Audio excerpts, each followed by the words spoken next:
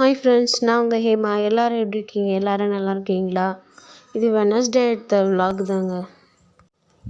அன்றைக்கி 5:30 தாங்க ஆகுது. ஆனால் எவ்வளோ வெளிச்சமாக இருக்குது பாருங்கள். இந்த சம்மர் வந்தாலும் வந்துச்சுங்க. நம்மனாவோ லேட்டாக எழுந்துக்கிற மாதிரியே இருக்குது. ஆனால் சீக்கிரமாக வெளிச்சம் வந்ததுங்க. சீக்கிரமாக தான் எழுந்திரிச்சிக்கிறோம். ஆனால் இப்படி வெளிச்சமாக இருக்குது. ஏன் பூஜை பண்ணக்கூடாதுன்னா, நமக்கு லேடிஸ் பிரச்சனை தாங்க. மந்த்லி வர பிரச்சனை தான். நமக்கு ரெஸ்ட்டு வேணுன்றது தான் அந்த 3 days வந்ததாங்க நமக்கே தெரியும். நம்ம இதுக்கு முன்னாடியெல்லாம் அவ்வளோ யோசிக்க மாட்டோம். ஆனால் அந்த 3 நாள் வரும்போது நம்மளும் ரெஸ்ட் எடுக்கணுன்ற நம்ம மைண்ட் செட்டுக்கு அந்தளவுக்கு பெயினாக இருக்குங்க. இந்த மாதிரி எல்லா லேடிஸ்க்கு வர பிரச்சனை தான். சரி வாங்க நம்ம விலாகுக்குள்ளே போகலாம். அன்றைக்கி என்ன செஞ்சுருந்தேன்னா ரெசிபி நான் பலாக்கொட்டை தாங்க செஞ்சுருந்தேன். எங்கள் அம்மா திருவிழாப்போ வாங்கிட்டு வந்தாங்க. சரி அந்த பலாக்கொட்டை எடுத்து வச்சுருந்தாங்க. அந்த ரெசிபி தாங்க செஞ்சுட்ருக்கேன். உங்களுக்கு இந்த ரெசிபி வேணும்னா நீங்கள் வீடியோ கீழே கமெண்ட் பண்ணுங்கள். நான் ரெசிபி நெக்ஸ்ட்டு ஷார்ட்டில் தரேங்க. இன்றைக்கி எங்கள் வீட்டில் என்ன லஞ்சுன்னு பார்க்கலாம் வாங்க.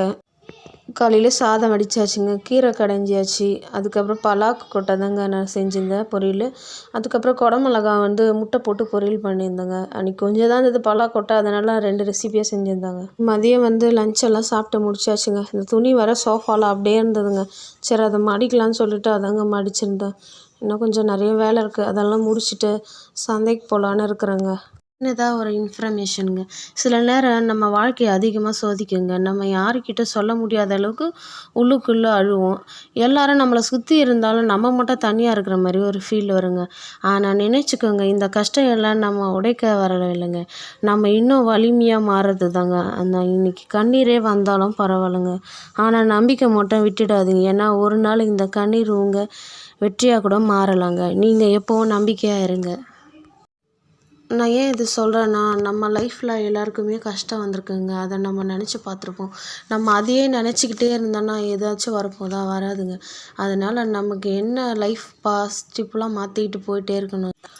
அதனால் நம்ம லைஃப்பை நம்ம தாங்க ஹாப்பியாக வச்சுக்கணும். இருக்கிற கொஞ்சம் காலத்தில் எதெல்லாம் நமக்கு ஆசையாக எதெல்லாம் நடக்கணுமோ அது எல்லாமே நம்ம நினச்சி ஜாலியாக இருந்து இந்த லைஃப்பை என்ஜாய் பண்ணலாங்க. ஹாப்பியாக இருக்கலாங்க எல்லோரும். துணியெல்லாம் மடிச்சாச்சுங்க. அப்புறம் வீடெல்லாம் பெருக்கிட்டு அப்புறம் என் பையன் வேறு ஏதாவது ஸ்நாக்ஸ் செஞ்சே கொடுத்தே ஆகணும் அப்படின்னு சொல்லியிருக்காங்க. அவனுக்கு வேறு ஸ்நாக்ஸ் செய்யணும்.